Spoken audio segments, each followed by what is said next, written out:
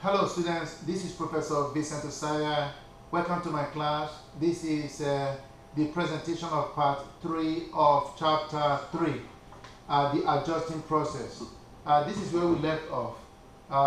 We talked about the process of preparing financial statements, and at this point we have the unadjusted trial balance. As you know, the unadjusted trial balance consists of the accounts from the ledger with their debit and credit balances. Okay, now as we indicated in part 2, we said that adjusting also means updating. What are we adjusting? What are we updating? Accounts that needs to be adjusted in order to prepare accurate financial statements. Now, at the end of the accounting period, when we are preparing financial statements, be it monthly or quarterly or yearly, we have several adjusting entries or updating of accounts to do. It could be 5, it could be 30, it could be 100. So irrespective of how many adjustments or how many updating that we need to do, all of them can be divided into 2 basic categories. Okay, here are additional terms you need to be comfortable with. The 2 categories are deferrals and accruals. Now listen, you need to catch this. Now let's take a look at this category, deferral. Now we have 2 types. We have deferred expenses, we have deferred revenues.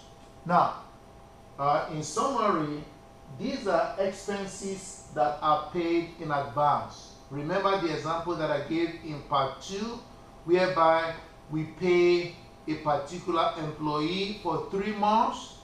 In such circumstance, the company is paying expenses in advance.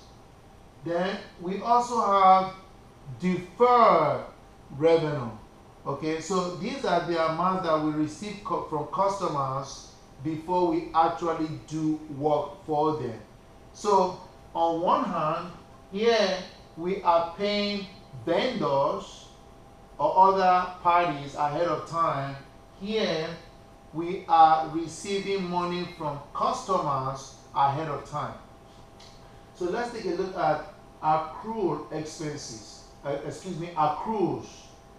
Number 1, accrued expense. Accrued expense are expenses that we have incurred. We are already obligated to pay the expense, but we have not paid it yet. We need to accrue for it. We call that the accrued expense. Now we also have accrued revenue. Those are revenues that we have earned, we have done the work, but we have not gotten paid. So at the end of the month, we need to make an adjustment for that so that we can properly book or recognize the revenue. So that is the overview of that. So let's take a look at the first category, deferrals. The first example is deferred expenses. Like I said, deferred expenses are expenses that we pay in advance. Couple of things you need to know here. Let's assume that our insurance expense is $1,000 every month, and we decided to pay $12,000 at the beginning of January for the whole year.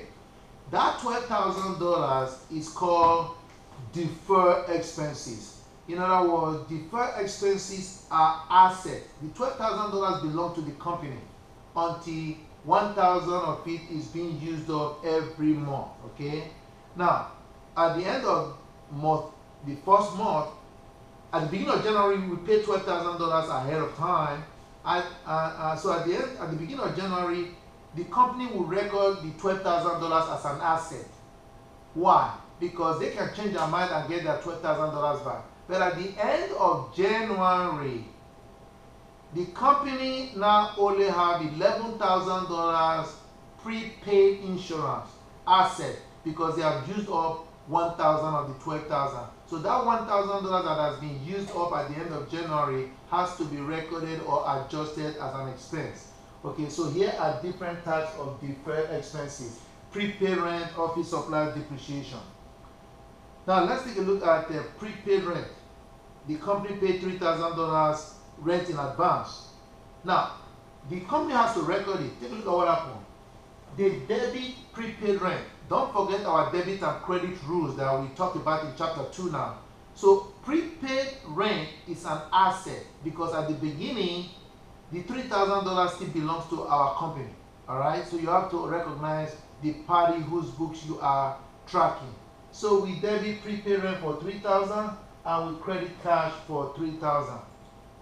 Now, and of course, look at this. After recording the transaction in the journal, we post to the ledger. Prepaid rent is debited for $3,000.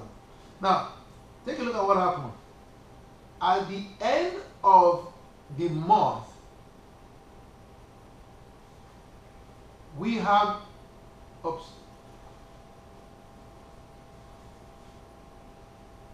Let's go back to the first slide. So the $3,000 prepaid rent was paid in on December. So $1,000 for $1,000 a month. At the end of December, the company has used up 1/3 of the $3,000 rent that they paid in advance. So at the end of December or December 31st, they need to recognize or book that $1,000. So take a look at the adjustment or the updating that we did. So rent expense is now being debited for $1,000 and prepaid rent is credited for $1,000. By crediting prepaid rent, which is an asset, anytime you credit an asset, the asset goes down. So take a look at this. This will interest you.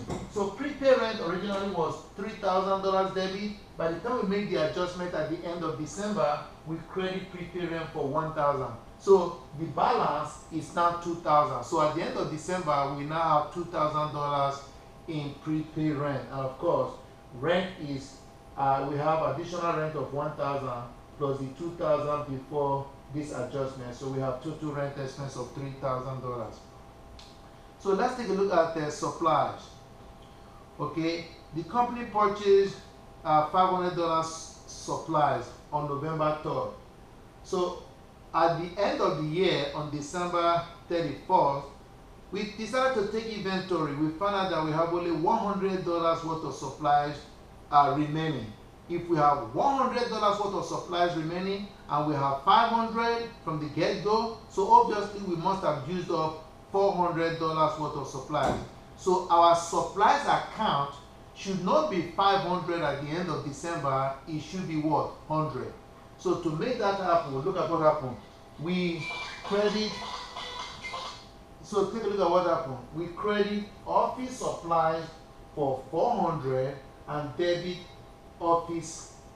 supplies expense for $400. Moving along, depreciation.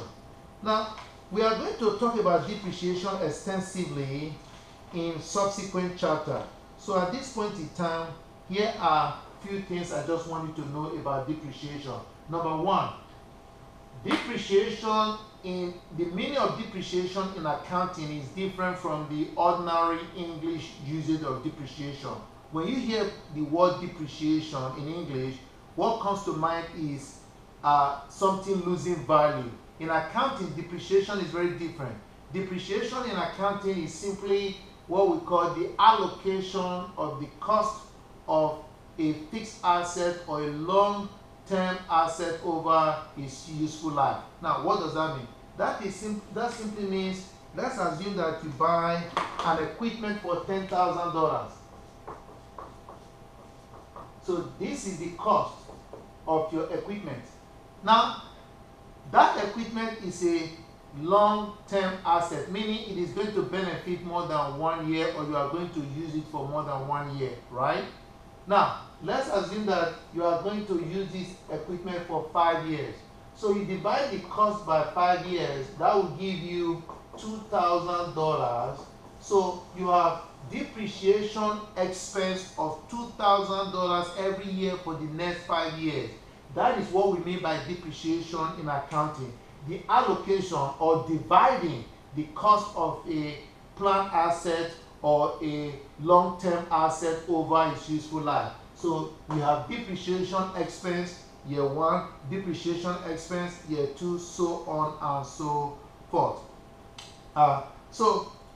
Moving along, here's an example here. Furniture is being debited, common stock is credited. Here the owner invested $18,000 worth of furniture. So the furniture is going to be depreciated over the useful life. I'm not going to spend too much time on depreciation because it's not going to be too much of a big deal on your first exam, chapters 1 through 3, because we have a whole chapter or 3/4 of a chapter talking about depreciation in subsequent chapter. Okay, so you can go through this on your own, the brief calculation that I just did for you. All right, so now the important thing I want you to know here is after we calculate this $2,000, here's what we do. We debit depreciation expense for $300 and credit accumulated depreciation for $300. Suffice it to say at this point in time, accumulated depreciation is an example of what we call a contra account. A contra account is an account that offsets another account. Again, I don't want to get into all the details right now. If you don't have a full understanding right now, don't worry about it, okay? So here we have it. So I encourage you to read this on your own though, but we are not going to spend too much time on it.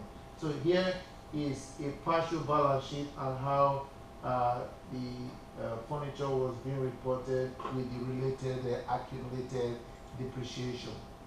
So now this is a big deal, all right, for your examination. And let's take a look at deferred revenue. Remember, we said that every adjusting entry is either deferrals or accruals. For deferral, we have expenses, deferred expenses, and we also have deferred revenue. So this is an example of a deferred revenue. What is a deferred revenue? Like we indicated earlier, that's a situation whereby a customer decided to pay you ahead of time. So if the customer walk in and say, you know what, here is $6,000, provide me $1,000 worth of service every month for the next 6 months. What are you going to say to the customer? Oh, I haven't done the job, I don't need the money right now. You better not. That is better than having to chase them around to pay you after you have completed the job. So of course, you accept the money. Now, but here's the trick. When you accept the money ahead of time from a customer, the money that you just received from the customer is an obligation of the company because you haven't done anything, right? Now, this is very misleading because you already know what revenues are. We say revenues are the money that we earn by providing services to customers. So you need to check this out. This is very misleading. Deferred revenue is not a revenue. Deferred revenue is an obligation, it's a liability. Why? Because until you actually do the work, you are holding on to somebody's money that you have not earned. So by the time you actually do the work and you actually earn the revenue, we make the necessary adjustment. Okay, here comes adjustment again, or updating, or we update whatever account or the relevant account that we need to update. So moving along, let's take a look at an example here, or the application of this. So on December 24th, the law firm engages Smart Touch Learning to provide e-learning services for the next 30 days, paying $600 in advance. So the law firm received $600 in advance. So clearly we debit cash for $600. Take a look at what happened. We credit unearned revenue for $600. So unearned revenue is the name of the account for deferred revenue. Some people will call it deferred revenue or unearned revenue, same thing. So as you can see, on December 31st, after we record it in the journal, we post to the ledger, we have a $600 credit in unearned revenue. But then, take a look at what happened. That was during December. December 31st, when we are ready to prepare the financial statement for the year, we have performed 1/3 of the $600 that we received ahead of time. So we need to recognize that or to record that so that we can reflect that as part of our financial statement for that year. So to do that, 1/3 of $600 is $200. So we debit on earned revenue. Aha! On earned revenue is a liability. So we are no longer obligated. Our obligation or liability is no longer $600, but rather $400 because we have performed 200 of the $600 of what we receive. So the other $200 will become part of the service revenue that we generated before we receive the $600. So now we have talked about deferrals. Let's talk about accruals. Okay, example, accrued expenses. Like we indicate